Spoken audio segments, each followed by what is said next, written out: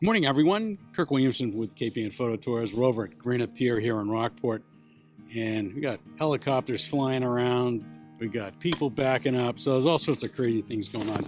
But what I wanted to do today is something I've been wanting to do for a little while. In my review, my 12-month review of the X system, I had really poo-pooed the JPEG settings because I never used them. Well, I decided that I was going to use the JPEG settings, or I should say recipes, that Victor put up on the XT users group on Facebook. And I thought it was kind of interesting that we had really a lot of recipes that he compiled. Richie Roche and Kevin Mullins and a few others, some really, really interesting recipes. What I would do is I would try out some of these recipes with my XT3 and my trusty 16-80 here. And I even set up some of my own. So I thought it'd be kind of interesting to try that. So here we go. First simulation is one that I thought up and is a classic Chrome offshoot. So we'll see how that looks. Here's my K64 recipe. As you can see, it's based off a classic Chrome, and the highlight here is a +2 in the color category. And the next one is one by a guy named Marco, and it's basically a Kodachrome simulation that is Steve McCurry simulation of his style, which I find interesting. Here we go with the McCurry simulation by Marco, based off a classic Chrome again. And the color is set to 0. Interesting, mine isn't. The next one we're going to go to is... Oops, what happened? I'm going to go into Richie Roche did, Kodachrome 64.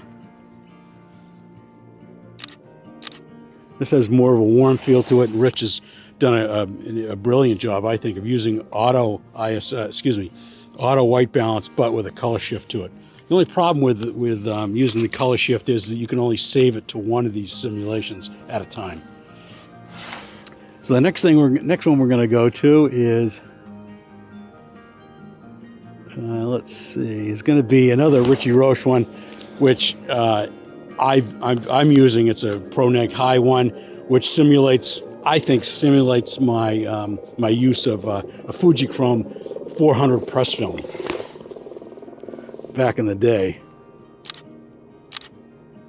This is Richie Roche's ProNeg High, and as you can see, grain is set to weak, shadow and highlight is both -1, and the color is set to +1.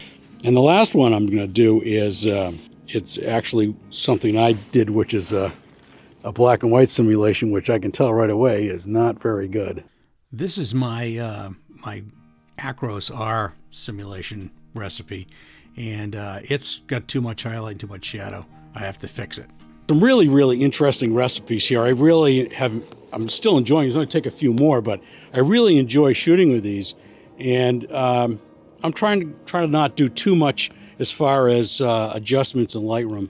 We'll see, maybe a little bit of, some cropping, obviously, but some adjustments in exposure maybe, but that's about it. This is really bright colors here, and I'm really curious to see how they're going to come out.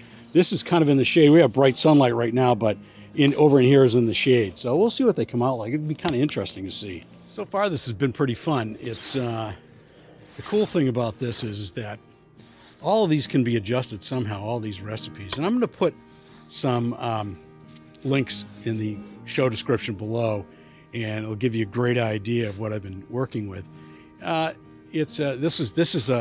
These recipes were all compiled and put up on the Facebook group, the XT3 user group on Facebook. So I think his name is Victor or somebody. Anyway, more people know about him than know about me. So I'm going to continue to do some more shooting here, and I really think you'll like playing around with this. It's a lot of fun, and you can tweak these and make them your own, which is kind of cool. So here we go with my favorite fish shack here at Granite Pier. I'm going to go through the same simulations in order like I did before. The biggest thing you're going to notice here is the sky, the tone of the sky, the color of the sky. It's all very interesting. It has a yellow tinge in this next one here, and all of them are just a little bit different. And you'll notice that the black and white one coming up here is got a nice darker sky to it. Really nice look to it. Well, that's it for today. I think what I'm going to do is take these back into Lightroom and compare them. I think I'm going to have a good time doing that. We'll see what the variances are. There might be just subtle differences, or there might be some heavy differences. Well, here we go into Lightroom, and you can tell by looking at these comparisons that there are subtle changes in each one of these, which is kind of interesting to look at. So what I'm going to do is I'm going to bring up a couple of these. I should say I'm going to delete some of these, not delete them, but just knock them out here. And go to this right here. And you can see here, this is between my K64 recipe and the one that Marco made for the McCurry standard. You can see that I've added more color here. You can see the red is more brilliant here. You can see this right here is a little bit more brilliant, this orange. And you can see over here it's not as bright and brilliant. You can see that the red is a little bit darker red. What I've done here is I've added +2 color, and he hasn't. So let's go back to the other one here. We do all of these at the same time. Or actually, you know what I'll do is I'm going to compare mine and Richie's here. As you can see here, Richie's is on the left and mine is on the right. Richie's is way more yellow added to it. Not really my cup of tea, but that's not here or there. That just happens to be what his recipe is for K64 and his remembrance of it. Then we'll go back over here and we'll bring them all up again. Now this ProNeg High one here is kind of interesting. Let's compare the ProNeg High one and my K64. All right, so as you can tell, there's very slight differences here. Again, we're seeing that where I've boosted the color by 2, ProNeg High doesn't do that. A little bit more green, I think, in the ProNeg High one, but it's a little bit flatter. So anyway, you can tell there's a lot of differences here. They're minor, but it's all in the suppleness of each one of these recipes for these JPEG simulations. They're really kind of neat. I hope you like this video. It was kind of a fun time out here shooting the JPEG simulations. I really enjoyed it. It's a lot of fun, even tweaking them a little bit to see what I like. And if you like this video and you like the content, please subscribe. And also, if you do subscribe, make sure you hit the little bell so you get notified of new videos coming up. I try to put one up every Wednesday.